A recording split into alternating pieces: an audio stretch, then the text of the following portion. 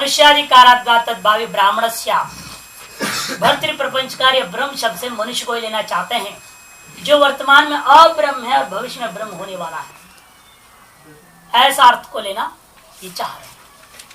मनुष्याधिकाराद्वा तो इन्होंने हेतु क्या करें, मनुष्य का ही प्रकरण, मनुष्या मन्यन्ते ऐसा बोला हुआ है। तत्भावी माने वस्तु वर्तमान में अब्रह्म, ज्ञानात् प्राग वस्तु अब्रह्म ही वस्तु तो अब्रह्म। समस्या ये काल्पनिक ब्रह्म तो नहीं। भर्तृ प्रपंच का कहना है, उनके मत को नीचे देखिए 14 नंबर टिप्पणी में स्पष्ट दे रहे हैं, ज्ञानात् प्राक वस्तु तो अब्रह्म जीवो ज्ञानाद्यनंतरम ब्रह्म भूयम भजति तन्वत। ज्ञान के अनंतरी ब्रह्म भाव को प्राप्त होएगा, ऐसे मनुष्य का नाम ब्रह्मभावी मनुष्य, उसी को ब्रह्म शब्द से कहा जा रहा है। तद्भावी ब्राह्मण एव ब्रह्म शब्दवाच्य स्यात्। ऐसे इसकी व्याख्या विस्तार करेंगे, इसमें भाष्यकार देखिए। सर्वं भविष्यन्तो मनुष्याः मन्यन्ते इति ही मनुष्याः प्रथमाः। मनुष्याधिकारात् की व्याख्या कि सर्वं भविष्यन्तो मनुष्याः मन्यन्ते, ऐसे मंत्र में मनुष्यों को ही प्रकृत किया गया। इति ही मनुष्याः प्रकृता तेषांच, और उनके ही मनुष्यों के लिए ही अभ्युदय निश्रेष साधने विशेष तो अधिकारित्युक्तम। और आपने भी पहले कहा हुआ है कि मनुष्यों को ही अभ्युदय और निश्रेष का साधनों में विशेष निर्विवादित अधिकार माना गया है। कर्मोपासना ज्ञान में निर्विवादित अविसंवादी अधिकार जो एकमात्र मनुष्य में है, ऐसा स्पष्ट आपने पहले सिद्ध किया है। इसलिए भी मनुष्याधिकार साबित हो गया। नई परस्य ब्रह्मणो नाप्य परस्य प्रजापति है, इसलिए ब्रह्म शब्द वाच्य पर ब्रह्म भी नहीं हो सकता और अपर ब्रह्म प्रजापति को भी यहाँ हिरण्यगर्भादि को भी नहीं ले सकते। अतो द्वैत अपर ब्रह्म विद्या कर्म सहितया अपर ब्रह्म भाव उपसंपन्नो भोज्याद अपावृत्त सर्व प्राप्तिया उच्छिन्न काम कर्म बंधन पर ब्रह्म भावी ब्रह्म विद्या है तो ब्रह्म इत्यादि कहते क्या था। द्वैत एकत्व अपर ब्रह्म विद्या कहते हैं कि भाई देखो, इससे कुछ थोड़ा आप टीका में पहले चले जाए तो अवतरण करता है, अच्छे ढंग समझ में आ जाएगी। द्वैत एकत्व, द्वैत एकत्व ने द्वैत रूपम अद्वैत रूपम च।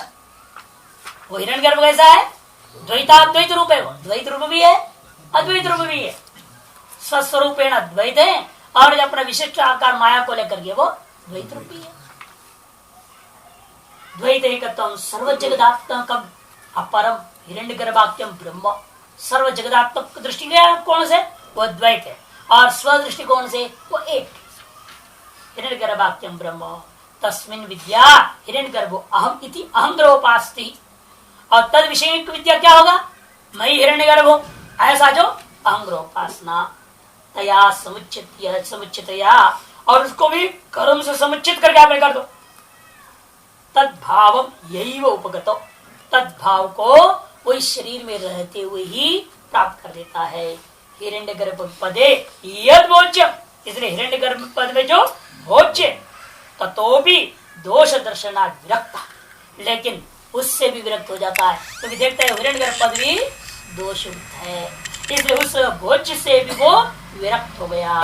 सर्व कर्म फल प्राप्तिया निवृत्त कामादि निगढ़, इस सर्व कर्म फल प्राप्ति के द्वारा प्राप्त होने दोषों को देखते हुए निवृत्त सकल कामादि रूपा जो निगढ़ता, अर्थात जो बेड़ी हथकड़ी जंजीर उसे तोड़ के निकल पड़ा हो, तो साध्यांतर भावात, और ऐसे व्यक्ति के लिए कोई और साध्यांतर नहीं रह गया। इसीलिए विद्या एव अर्थमान, केवल उस ब्रह्म विद्या को ही चाह रहा है। तद्वशात ब्रह्म भावी जीवो अस्मिन् वाक्य ब्रह्म शब्दार्थ, इसी वजह से ब्रह्म भावी जो जीव है उसके इस वाक्य में ब्रह्म शब्द का अर्थ मानना पड़ेगा। इति फलितम महा अतो इत्यादि ना, इसे फलितार्थ कथन कर रहे। अतो द्वैत एकत्व अपर ब्रह्म विद्या, द्वैत एकत्व अपर ब्रह्म विद्या सर्वरूपेण द्वैत भाव को प्राप्त है, स्वरूपेण एकत्र रूपेण विद्यमान उस हिरण्यगर्भ संबंधी जो विद्या। कैसी विद्या होगी, अहमेव हिरण्यगर्भाख्य ब्रह्मोस्मि, मैं ही हिरण्यगर्भ नामक ब्रह्म हूँ, ऐसे उपासना कर, ये अंग्र उपासना। इस उपासना रूपी विद्या के द्वारा कर्म सहित या अपर, कैसी विद्या है वो? कर्म समुच्चय, कर्म और उपासना एक साथ करता हुआ अपर ब्रह्म भाव उपसंपन्न। अच्छा क्या किया? करते करते यहाँ जिंदा रहते वक्त ही अपर ब्रह्म भाव को प्राप्त कर गया। प्राप्त करने के बाद भोज्यादपावृत, देखा कि भाई ये जो भोज्य हमारा हिरण्यगर्भ पद जो है ये भी अंत वाला है, अनित्य है, इसमें भी अनेक प्रकार का क्लेश है, इसलिए उससे अपावृत हो गया, त्याग कर दिया, विरक्त हो गया। विरक्त होकर के सर्व प्राप्त्या, सर्व कर्म फल एक तरह से हिरण्यगर्भ की प्राप्ति से ही सर्व कर्म फल प्राप्ति हो चुका उसे, उससे विरक्त हो गया। इसलिए उच्छिन्न काम कर्म बंधना, इसलिए उसके काम और कर्म कृत बंधन से वो परे हो गया। परे हो जाने के कारण से वह जीवात्मा अब क्या बनना चाह रहा है?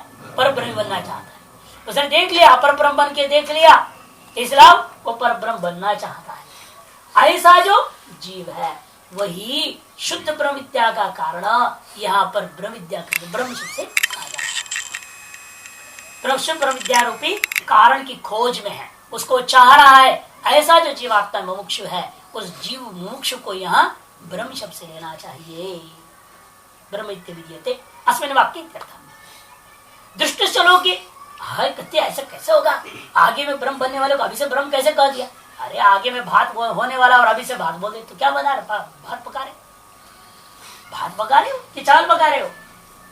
चावल पका रहा हूँ, भात बननेगा बाद में, और पहले से मैंने क्या कह दिया? भात बना रहे।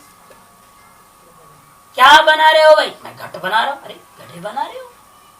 घड़े तो जब पक जाएगा तब ना, अब तो कच्चा मिट्टी है, उसको तुम चाक पे रखे हो, चक्र पे घुमा करके बनाने जा रहे हो, घट थोड़ी है।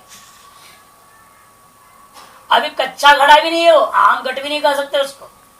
आम घट में कच्चा घड़ा और पक्व घट, ये होता है आम घट और पक्व घट। और कच्चा घड़ा का भी आकार पूरा नहीं बना, बोल रहे मैं घट बना रहा हूं। इसी तरह से लोक व्यवहार में देखने को मिलता है, जो अभी अतद रूप में है लेकिन तद्रूप जिस रूप को प्राप्त करने वाला होता है उसको पूर्व काल में ही कथन कर दिया जाता है। इसे दृष्टश्चलो के भावनी वृत्ति आश्रित्य शब्द प्रयोगो, भावी वृत्ति, भावी जो स्थिति है, स्वरूप है, उसको लेकर पूर्व काल में ही प्रयोग का शब्द प्रयोग होता हुआ देखने को मिलता है। यथा ओदनम पचती, लोक में होता है, लोक में तो भ्रांति है, तो मूर्ख है वो तो बोलते रहेंगे, उसके अनुसार आप भी कर रहे हो, श्रुति भी कहते नहीं, शास्त्र में भी ऐसा व्यवहार, केवल लोक में नहीं, शास्त्रे च परिव्राजक सर्वभूताभय दक्षिणामिति, परिव्राजक है वो क्या करें? सर्वभूत अभय रूपा दक्षिणा प्रदान करें, ये कह दिया। वास्तव में सर्वभूत अभय रूपी दान देने के बाद ही परिव्राजक होता है, पहले तो परिव्राजक है नहीं, और परिव्राजक होने के बाद सर्वभूत अभय दान कहां से आएगा? इसलिए सर्वभूत अभय दान रूपा दक्षिणा प्रदान करने से भविष्य में होने वाला परिव्राजक को पहले से क्या कर दिया? ए परिव्राजक तुम करो ये काम, ऐसे विधि कर दिया। शास्त्र भी इसलिए भावी वृत्ति को ध्यान में रखता हुआ पूर्व में ही परिव्राजक शब्द प्रयोग कर दिया।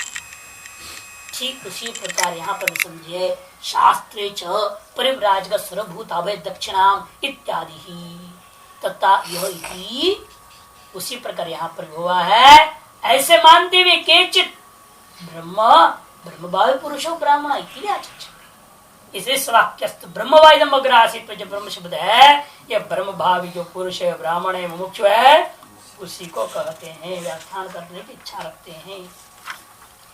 इस तरह से दोनों पूर्व पक्ष हो गया।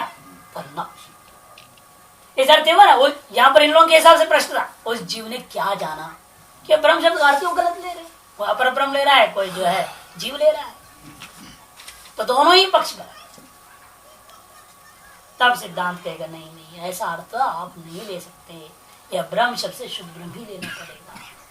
तन्न सर्वभावापत्ति अनित्य दोषा, क्योंकि यहाँ ऐसा लोग ना अर्थ जैसा आप ले रहे हैं, तो सर्वभाव प्राप्ति रूप जो फल बताया गया वो अनित्य हो जाएगा। कैसे? क्योंकि नहीं लोके अस्ति स्वस्ति लोके परमार्थ तो यो निमित्त वशात भावांतरम आपत्ति नित्यश्चेति, किसी निमित्त के कारण से एक भाव से दूसरे भाव को प्राप्त किया हुआ ऐसा कोई वस्तु संसार में नहीं है जो नित्य भी हो। किसी यहाँ पर क्या ज्ञान रूपा निमित्त है, उपासना रूपा निमित्त है, कर्म रूपा निमित्त है, विद्या रूपा निमित्त है। इस निमित्त को लेकर के यदि वह पहले अब्रह्म भाव से ब्रह्म भाव को प्राप्त कर दिया, जीव भाव से जो है अपर ब्रह्म भाव को प्राप्त कर दिया। पहला वाला पक्ष में जीव क्या कर दिया, अपर ब्रह्म को प्राप्त कर दिया, और दूसरे पक्ष अपर ब्रह्म ब्रह्म भाव को प्राप्त कर देता है। अथवा जीव मुमुक्षु जो है पर ब्रह्म भाव को प्राप्त कर रहा है। जो भी भाव से एक भाव से भावांतर किसी निमित्त से होता है कह रहे हो, और निमित्त जन्य होने के नाते वह नित्य हो नहीं सकता। इसलिए कहते हैं नहीं स्वस्ति लोके, ऐसा कोई वस्तु आज तक देखने को नहीं मिला इस संसार में जो कि परमार्थ था निमित्त वशात भावद्रम नित्य, निमित्त वशात उत्पन्न हो रहा है वास्तव में और नित्य नित्य भी हो, ऐसा तो कभी देखने को नहीं मिलता कि परस्पर विरुद्ध है वो। लोके शास्त्र से अभी उपलक्षण 3 नंबर टिप्पणी से कहते लोक कहने से पूर्व में भी दृष्टांत से लोक और शास्त्र दोनों दी गई थी पूर्व पक्ष का हिसाब से, इसलिए यहाँ पर भी लोक और शास्त्र दोनों के हिसाब से लेना। शास्त्र गलत छपी है टिप्पण, शास्त्र से उपलक्षण परमार्थता मने वस्तुतः जो प्रथमा से तहसील प्रति समय पंचमी नहीं परमार्थात ऐसा अर्थ में कर देना।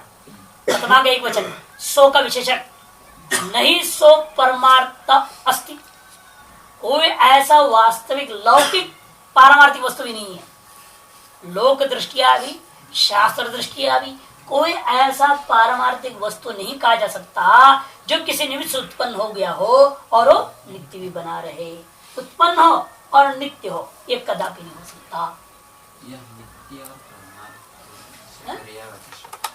परमार्थ विशेषण दिया है स्वस्ति के लिए, स्वस्ति परमार्थ का, इसलिए यहाँ नीचे तहसील प्रत्यय को प्रथमार्थ से ले लिया है और नित्य का विशेषण नहीं है। नहीं सो परमार्थ वस्तु अस्ति ऐसा जोड़ना, यत निमित्त वशात भावांतरम आपद्यते च नित्यश्च इति। क्या परमार्थ से लौकिक परमार्थ, तो लौकिक कहते हैं ना, परमार्थ से वो परमार्थ नहीं, शुद्ध ब्रह्म रूपी परमार्थ से तात्पर्य नहीं है।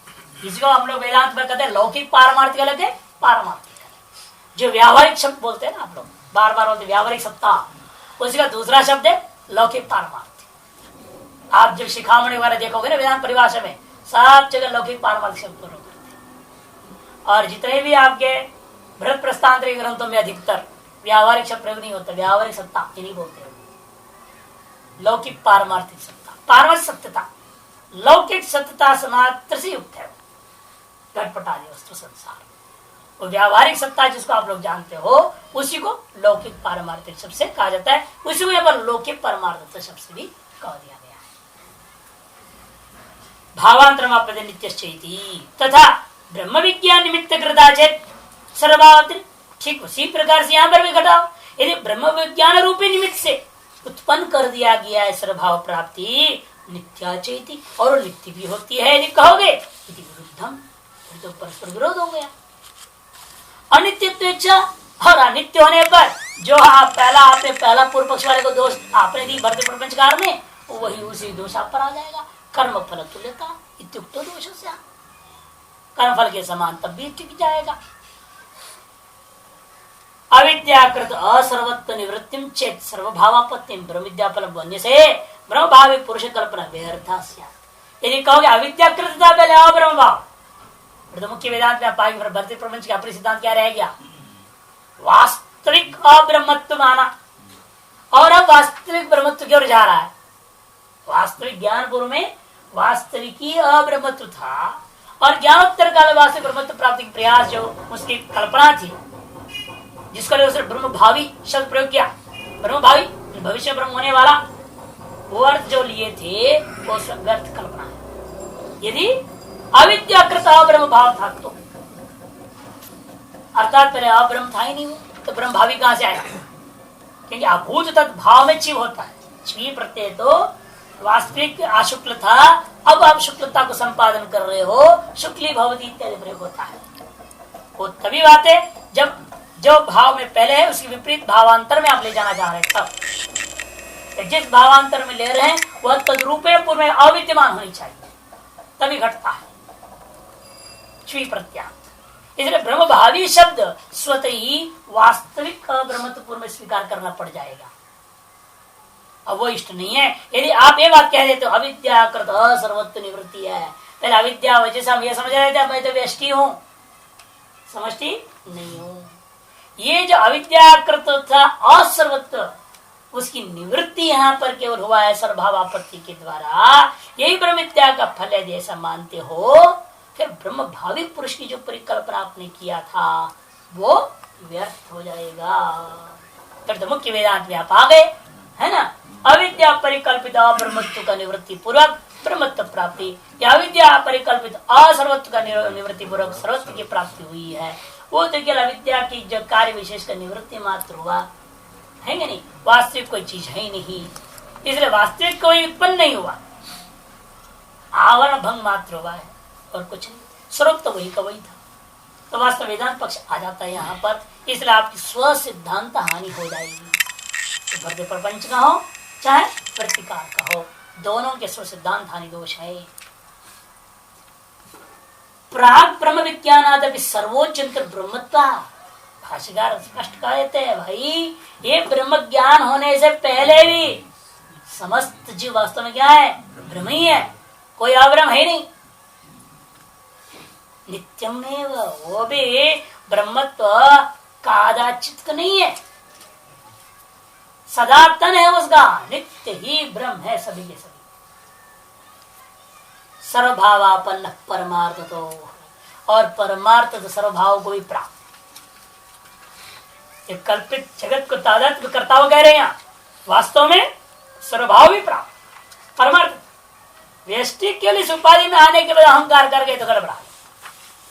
इस शरीर का अहंकार तो बचपन से दिमाग में डाल दिया ना, हम देवदत्तोस्मी, चौपट वही हो गया, हम हिरण्य गर्भोस्मी, हम सर्वोस्मी, कहीं नहीं बोला।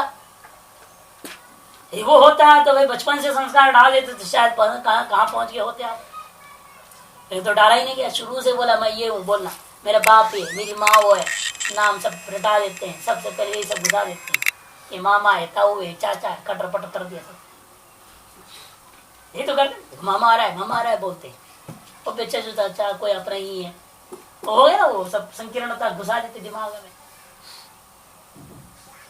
तो इसलिए कहते हैं कि ये सारी चीजें वास्तव में क्या सर्वभाव प्राप्ति भी वास्तव पहले ही विद्यमान, व्यष्टि भावी केवल गड़बड़ कर रहा है।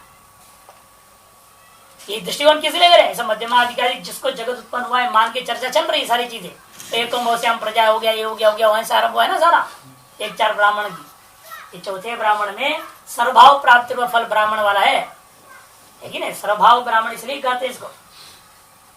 तो इसलिए यहाँ पर वो शुद्ध को नहीं लेना, ये जगत उत्पन्न नहीं हुआ वो पक्ष का यहाँ नहीं है, कथन अजातवाद का कथन नहीं हो रहा है, ये सजातवाद का मामला है।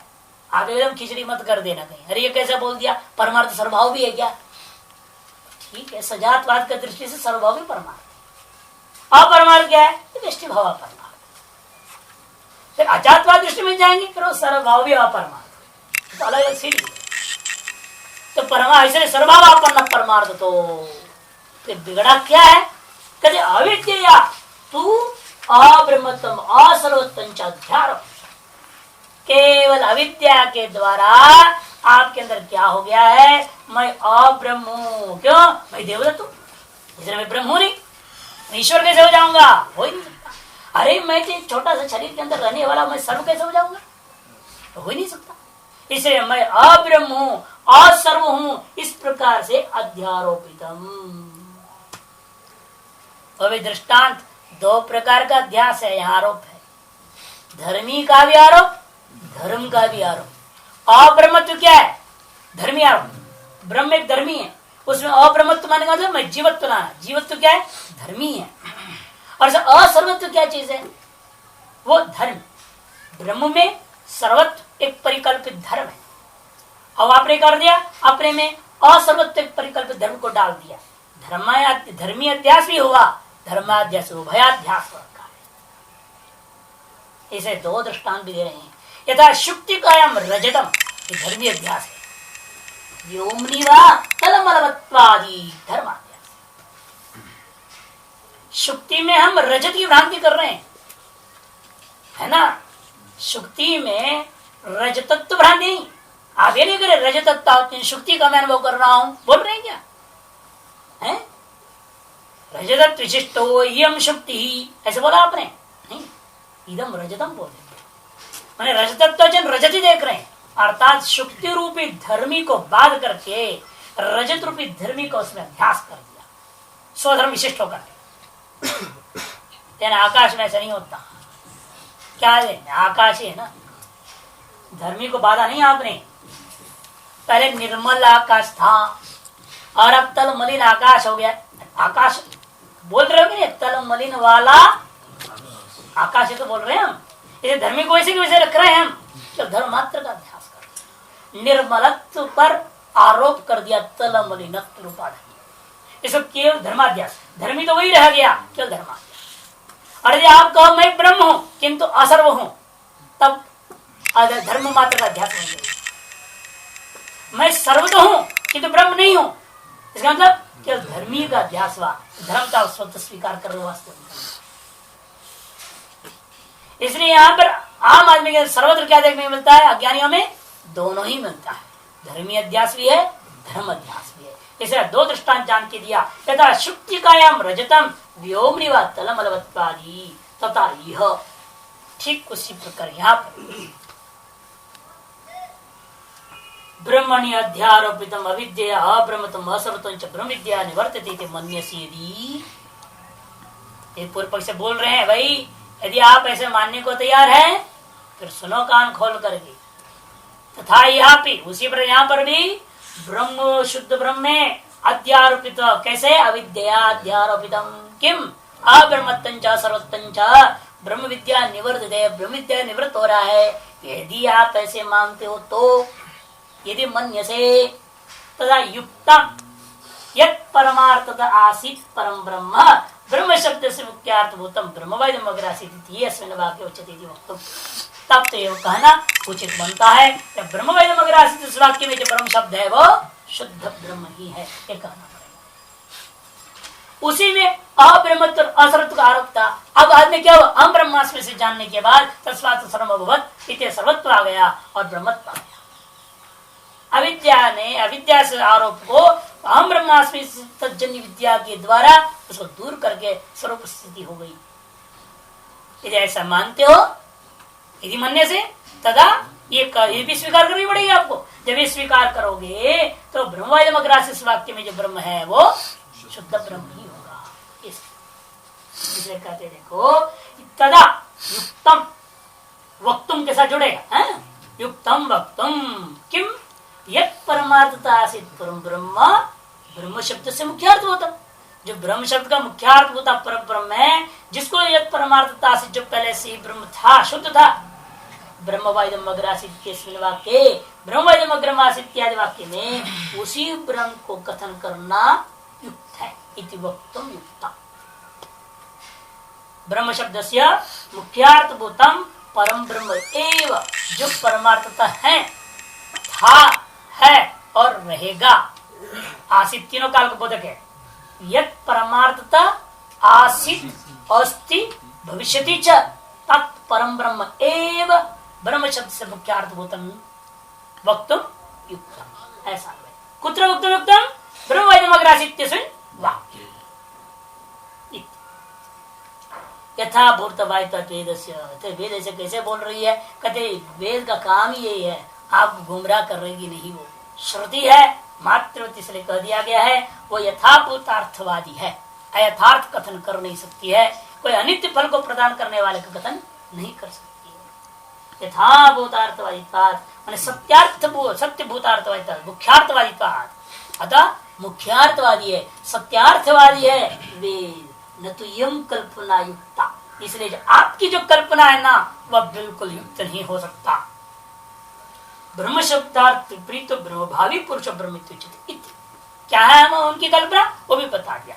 जो ब्रह्म शब्दार्थ का विपरीत है, ब्रह्म शब्द का जो पारमार्थिक वास्तविक मुख्यार्थ है, उसके विपरीत जो ब्रह्म भावी पुरुष, जो ब्राह्मण, ऐसा जो ब्रह्म शब्द का अर्थ जो लिया था प्रीति उच्चते, सा कल्पना सायं कल्पना न युक्ता, वह जो आपकी कल्पना है वो युक्त नहीं है।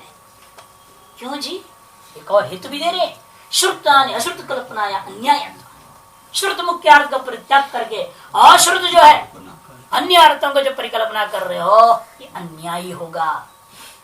क्यों अन्याय होगा? अरे सफल होता हो तो जैसे वो नया लोग कहते फलम को गौरव से अदोषत्वा, हमारा कल्पना में कोई दम है, कैसे आप अन्याय कह देते, व्यर्थ कह देते कल्पना? हमारी कल्पना करने में भी कुछ ताकत है, समझो उस चीज को। तब भाष्यकार कहते क्या प्रयोजन? प्रयोजन होने से काम नहीं चला, महत्तर प्रयोजन होनी चाहिए। अत्यंत महान प्रयोजन यदि हो तो श्रुतार्थ त्याग पूर्वक अश्रुत परिकल्पना की जा सकती है, अन्यथा नहीं कर सकते। महत्तरी प्रयोजनांतरे असति अविद्याकृत व्यतिरेकेण अब्रह्मत्वम अश्रुत विदित एव इति चेन्न। कहते कि देखो महत्तरी प्रयोजनांतरे असति, कोई महान प्रयोजन के बिना भी यदि आप कहते हो अनाविद्यक माने वास्तविक ब्रह्म अब्रह्मत्व और वास्तविक असर्वत्व को स्वीकार करते हो, है ना, अविद्याकृत व्यतिरेक, अविद्याकृत नहीं है, व्यतिरेक में अविद्याकृत अभाव है अर्थात वास्तविक है, अविद्या के द्वारा आरोपित नहीं है, इसका मतलब वास्तविक है। ऐसा अब्रह्मत्व और असर्वत्व वाला कोई ब्रह्म भावी पुरुष आदि की जो आप जब कह रहे हो, वैसा कहना आपका ठीक नहीं। चिन्ह क्यों? तस्य ब्रह्म विद्या अनुपत्ति है। यदि वो वास्तविक है ना, किसी भी वस्तु का जो वास्तविक स्वरूप होता है, स्वभाव होता है, उसको आप कभी भी बदल नहीं सकते। आरोपित वस्तु को स्वभाव करके ग्रहण मूर्ख ने किया है तो उसे दूर किया जा सकता है। कोई आरोपित चीज है धर्म है, उसको मेरा स्वभाव मान लिया किसी ने, उसको तो दूर किया जा सकता है या नहीं? उसको दूर करने की अनेक प्रक्रियाएं, अनेकों प्रकार से उसको दूर कर सकते हैं। कोई मान लो आदमी अपने आप में आरोप कर लिया कि मैं पुरुष नहीं हूँ, स्त्री हूँ, अब क्या करोगे? है ना, स्त्री जैसे सारे व्यवहार करने लग गया तो उसको समझाया जा सकता है अनेक प्रकार से, तो मान लेगा, क्योंकि वो तो है नहीं ना, स्त्रीत्व तो आरोपित है, वास्तविकता ही नहीं। और एक पुरुषत्व को हटाओ, पुरुष है, उसको पुरुषत्व कैसे निकाल दोगे भाई? उसको स्त्री बना दोगे कि पुरुष का पुरुषत्व अपना स्वाभाविक वस्तु है, वास्तविक है, उसे तो आप किसी भी प्रकार से बदल नहीं सकते। 50 बार पहले बोल दिए हैं, अग्नि के दाहकत्व को लाखों श्रुतियां कह दे नहीं अग्नि ठंडा होता है, तो अग्नि ठंडा नहीं हो जाता। कि कारक ही होते हैं श्रुतियां, शब्द कोई भी चीज है। इसलिए वस्तु का जो वास्तविक स्वभाव है वो अपरिवर्तनीय है। इसलिए यदि ब्रह्म का वास्तविक स्वभाव है अब्रह्मत्व और असर्वरूपत्व, उसे कोई परिवर्तन नहीं कर सकता। इसलिए कहते फिर तो ब्रह्म विद्या भी उसे दूर नहीं कर सकती। ब्रह्म विद्या या अपोह अनुपत्ति है। ब्रह्म विद्या के अब्रह्मत्वादि वस्तुत्व, नीचे टिप्पणी देख लिया बहुत सुंदर, अब्रह्मत्वादि यदि वास्तविक मानोगे तब ज्ञान न ध्वस्ति, ज्ञान से उसका ध्वंस आप नहीं कर सकते। ये तो ज्ञान अज्ञान से ही निवर्तक, ज्ञान तो केवल अज्ञान का निवर्तक होता है, किसी वस्तु के स्वभाव का परिवर्तक नहीं हो सकता। उपायांतर भावाच्छ, और कोई उपायांतर भी नहीं है। इसलिए तन्निवृत्त रेव न स्यात्, वो जो वास्तविक धर्म है उनका निवृत्ति कदापि होगी ही नहीं। उसी को विस्तार करते भाष्यकार, नहीं क्वचित साक्षात धर्म से अपोढ़ी दृष्टा कर्त्री व ब्रह्म विद्या, कि ब्रह्म विद्या कोई साक्षात माने नित्य जो वस्तु का धर्म है उसको दूर नहीं कर सकती, या धर्म में कुछ उल्टा पलटा कर देगी, कर्त्री भी नहीं है वो, अपोढ़ी भी नहीं है वो, ऐसा ही देखा गया है। दृष्टा नहीं, दृष्टा ब्रह्म विद्या क्वचित साक्षात धर्म से अपोढ़ी कर्त्री व नहीं, किसी वस्तु में विद्यमान धर्म का अपोहन करे या वहां कोई नया धर्म को उत्पन्न करने वाली ब्रह्म विद्या नहीं देखी गई है। क्यों? संसार में से कोई विद्या ही नहीं जो किसी वस्तु के धर्म को बदल सके। ब्रह्म विद्या क्या करे? संसार में ऐसा कोई वस्तु ही नहीं है जो आप उसके स्वभाव को बदल दे। योग आयुर्वेद शास्त्र में कहते हैं कि भाई तासीर बदल जाता है। उनकी भाषा क्या है? तासीर बदलती है, स्वभाव नहीं बदलता है। स्वभाव बदलना अलग चीज है, और स्वभाव में कुछ अंतर आप लाने की कुछ जोड़ा उसमें। जड़ी बूटी में क्या करते हो? जोड़ देते हैं। इसको इसके साथ जोड़ दे तो ऐसा हो जाएगा, उसके साथ जोड़ देगा तो वैसा हो जाएगा। माने उसमें गुणाधान हुआ, गुण का निवारण नहीं हुआ। उसके अपना गुण के साथ एक दूसरे का गुण आपने जोड़ दिया है, तो उसके कार्य कुछ और हो जाता है। ये आयुर्वेद का भी सिद्धांत है। लेकिन किसी भी जड़ी का धर्म को बदल दो। अब जो है शिलाजीत है, वो गर्म करता है खाने से, अब उसको किसी भी चीज के साथ मिला के देख लो, वो कभी ठंडा कर नहीं सकता।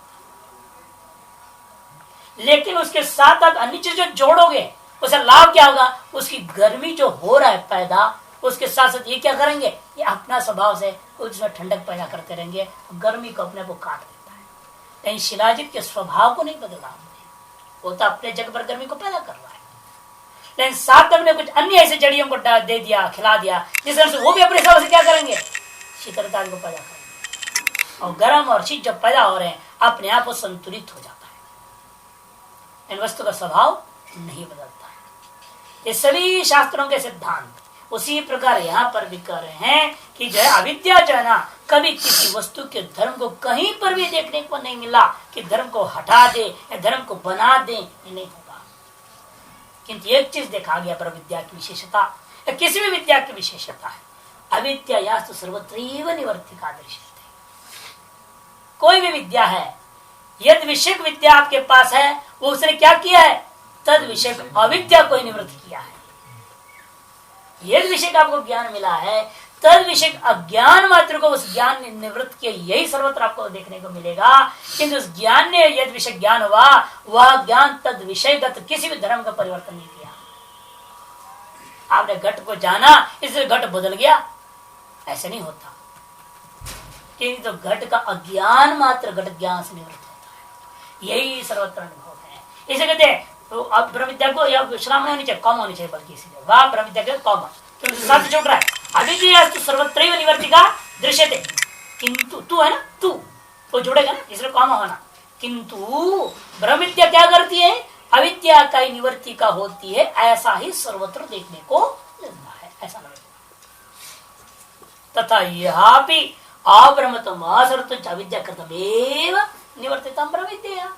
इसलिए ब्रह्म विद्या के द्वारा यहाँ पर भी अब्रह्मत्व असर्वत्व कैसी? अविद्याकृत जो अज्ञानकृत जो अब्रह्मत्व असर्वत्व है, उसको निवृत्ति कर देती है ब्रह्म विद्या। से कहोगे तो हमारे साथ कोई विरोध नहीं, कोई अव्यवस्था नहीं होता। ऐसे मानने पर श्रुतानि और अश्रुत परिकल्पना में करना भी नहीं पड़ता। न तो पारमार्थिक वस्तु कर्तुम निवर्तितुम वहरति ब्रह्म विद्या। कोई पारमार्थिक वस्तु हो उसको निर्माण कर दें या उसको निवृत्त कर दें, ये दोनों ही काम ब्रह्म विद्या में करने के सामर्थ्य नहीं है, किसी भी विद्या में भी नहीं है। तस्मात् व्यर्थैव श्रुतानि अश्रुत कल्पना। इसलिए आपके द्वारा जो श्रुतानि और अश्रुत परिकल्पना जो किया जा रहा है वो व्यर्थ ही है, समझो, अयुक्ता एवं इत्यर्थः। ब्रह्मणि अविद्या अनुपत्ति पूर्व पक्ष कहता है ब्रह्म में अविद्या कहां से आ गई है?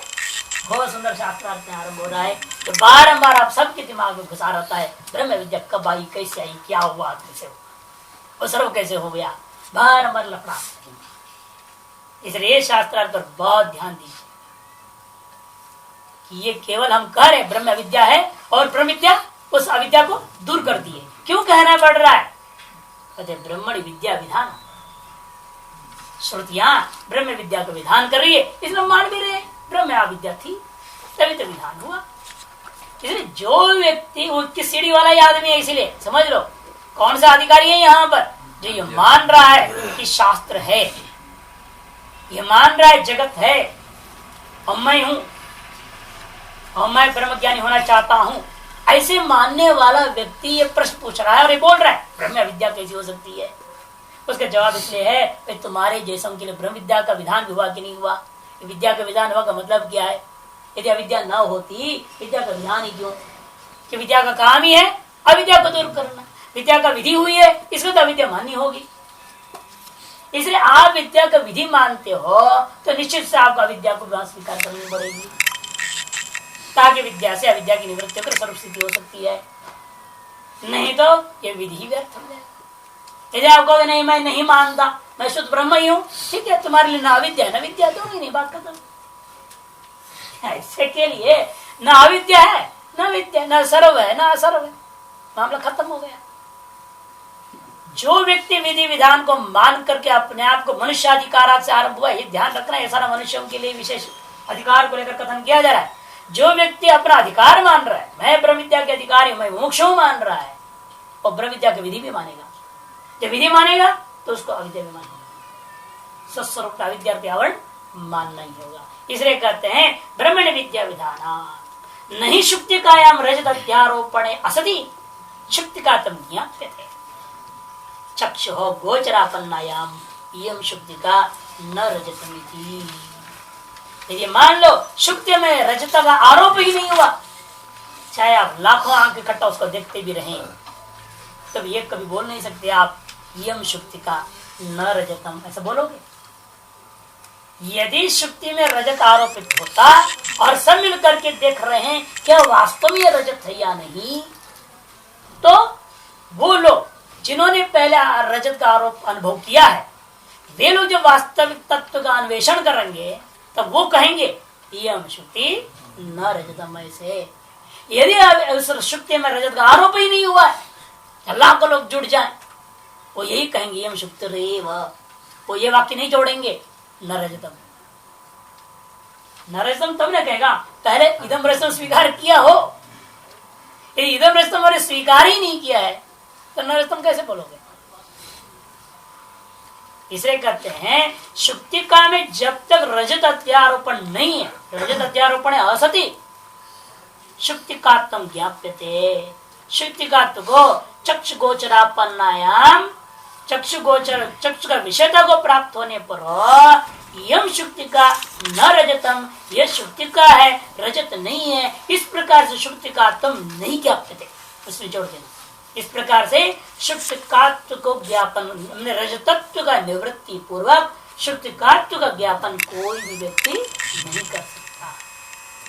अर्थात पहले शुक्ति में रजत का अध्यारोप अनुभव में आया हुआ है, उस ये भी मालूम नहीं मैं शुक्ति में रजत अनुभव आरोप किया हुआ हूं, ये तो फलीभूत के आधार पर निर्णय हो गया वे शुक्ति में रजत का। यदि पहले से ही मालूम है शुक्ति में रजत आरोप है तो फिर क्या अनुभव करना? चक्षु गोचरापन्नायाम, ये बात घटेगी नहीं। ये तो समझाने की बात कर रहे, पहले हुआ कि आपको इधम रजतम हुआ और भागा, उसका पिछाड़ी शांति कट पड़ा है, चलो भाई लेते हैं, काम आएगा, जंगोटी मोटी बना लेंगे, नहीं तो भागा उसने, कोई भी संवादी और संवादी भ्रांति वाले मामला बनी। अब वो गया तो वो क्या निकला? विसंवादी भ्रांति, संवादी नहीं निकला। जब विसंवादी भ्रांति हुई, वहां जब गया तो उसका अनुभव यही देखता है कि वहां क्या है, शुक्ति रजत नहीं है।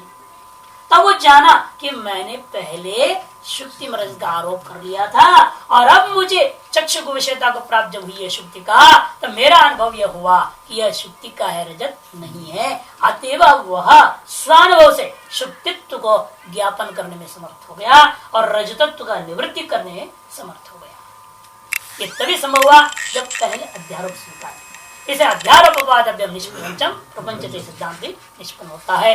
ओम पूर्णमद पूर्णमिदं